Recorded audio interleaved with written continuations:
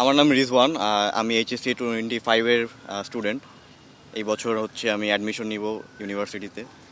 আমি যেটার উপরে বসে আছি এটাকে হচ্ছে গো কার্ট বলে। গাড়ি, রিক্সা, বাইক এগুলো যেরকম একটা সেগমেন্ট, গো কার্ট হচ্ছে আলাদা আরেকটা সেগমেন্ট।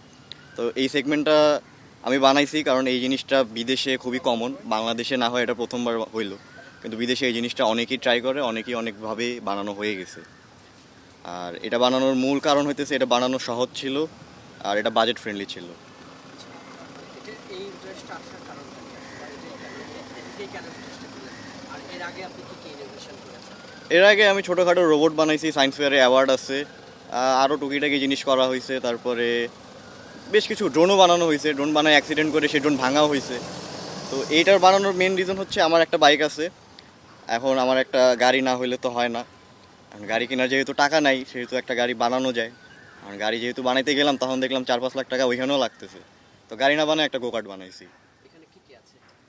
এখানে আপনার সবচেয়ে দামি যে জিনিসগুলো সেগুলো হচ্ছে এই টিউবলেস টায়ারগুলো, ট্র্যাক টায়ার।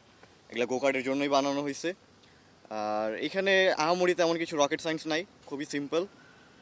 লোহার ফ্রেম, ব্রেক, অ্যাক্সিলারেটর, ইঞ্জিন সবই মনে করেন প্লাগ অ্যান্ড প্লে। আমার জাস্ট ফ্রেমটা ডিজাইন করে নিজের মতো বানানো লাগছে। ইঞ্জিনটা কিসের? এই ইঞ্জিনটা জেনারেটরের ইঞ্জিন, এটাকে স্পিড বোর্ডে বা ওয়াটার পাম্পে সব জায়গায় ইউজ করে, মাল্টিপারপাস ইঞ্জিন। আচ্ছা, আপনি তো প্রধানমন্ত্রীর কার্যালয়ে এসেছিলেন, হুম। এখানে আসলে মানে কি হলো আপনার সাথে মানে? পিএম স্যার আমার এটা দেখলো, দেখে আমাকে অনেক উৎসাহিত করছে। আর যে কোনো হেল্পের জন্য তিনি পাশে দাঁড়াবে, এটা উৎসাহিত করে গিয়েছে। আর দেখা যাক, আগামীতে কোনো হেল্প লাগলে অবশ্যই জানাবো। কিন্তু আপনাকে উৎসাহিত করেছেন এবং জানিয়েছেন যে আপনার পাশে কিভাবে দাঁড়ানো যায়, আপনি আসলে এটাকে কিভাবে দেখছেন? এটা তো হচ্ছে রাস্তায়, যেহেতু এটার কোনো লিগ্যাল নাই, আপাতত এটাকে প্রোডাকশনে নিয়ে যাওয়ার কোনো উপায় নাই। তবে আমার ইচ্ছা আছে বাংলাদেশে একটা কালচার শুরু করার। জাপানে যেরকম এইগুলো গাড়ি ফরেনাররা রাস্তায় চালায়, জাপানে কিন্তু এটা স্টিল ইললিগাল, বাট জাপান সরকার এটাকে অ্যালাউ করে। তো আমিও চাই বাংলাদেশেও এটা শুরু হোক। জিনিসটা যে একেবারেই আনসেফ এমন না, একটা বাইকের চেয়ে এটা সেফ। আর সিট বেল্ট, হেলমেট আছে। আর আনসেফ হওয়ার মতো এটা কিছু না, একটা গাড়ি আর এটা সেমই জিনিস। আচ্ছা, আপনি তো বোধহয় মানে আপনার পরিবার সম্পর্কে একটু বলুন যে পরিবারের কাছে আছে। আমার পরিবারে বাবা, মা, ছোট ভাই, ছোট বোন আছে, আমি সবচেয়ে বড়। বাবা সরকারি চাকরি করে, মা হাউসওয়াইফ, আর বাকি দুজন ছোট। মানে এটার ইন্সপায়ারেশন থেকে? এটার ইন্সপায়ারেশন হচ্ছে ছোটোবেলায় একটা গাড়ি বানানোর চেষ্টা করছিলাম। তো সেটা হইতেছে যারা ওই যে ভিক্ষা করে রাস্তায় বেয়ারিংয়ের গাড়ি, ওইরকম একটা আউটপুট বের হয়েছে। ওইটা ড্রিল মেশিন দিয়ে অপারেটেড ছিল। তো এটা সাকসেস হয় নাই। এরপরে যখন বড় হইলাম, টাকা পয়সা কামানো শুরু করলাম, তখন দেখলাম যে এরকম কিছু বানাতে বেশি কিছু টাকা যাবে না, অল্প কিছু টাকা যদি যায়ও যাক, এই টাকা আবার কামানো যাবে। তখন এটার পিছিয়ে ইনভেস্ট করলাম।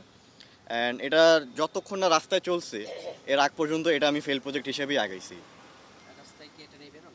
রাস্তায় এটা নিয়ে বের হই এবং এটা বাসা থেকে এই পর্যন্ত চালাই আসা হয়েছে। আচ্ছা, এটা কি একাকি বের হয় নাকি না? এটার সাথে আমার একজন দুইজন লাগে, আমার সামনে বা পিছে। কারণ এটা ছোট জিনিস, রাস্তার মধ্যে মানুষজন একটু ভিড় করে দাঁড়ায়।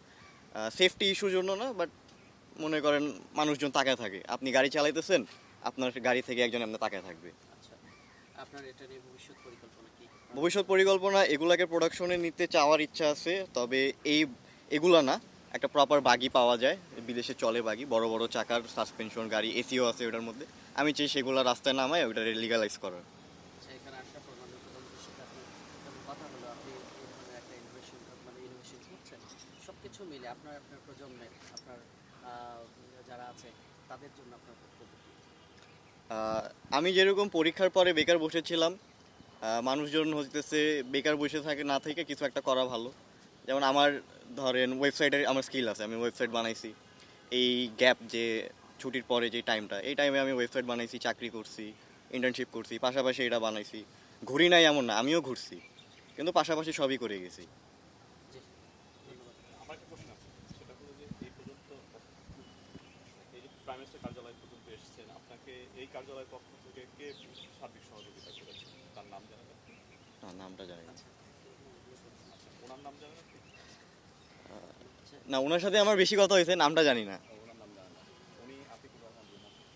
আতিকুর রহমান রুমন স্যার আমাকে অনেক হেল্প করছে এই পর্যন্ত আসা পর্যন্ত।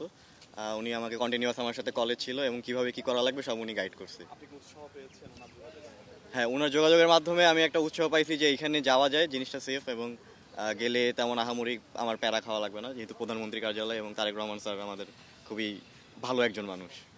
স্যারের থেকে আপনার কৃতজ্ঞতা হ্যাঁ, স্যারের প্রতি কৃতজ্ঞতা আমার আরও বেড়ে গেছে যখন উনি দেখছে যে এটা উনি চালাইছে। এটা হইতেছে একদম বুকে ইয়ে লাগছে যে আমার গাড়ি একজন প্রাইম মিনিস্টার চালাইছে।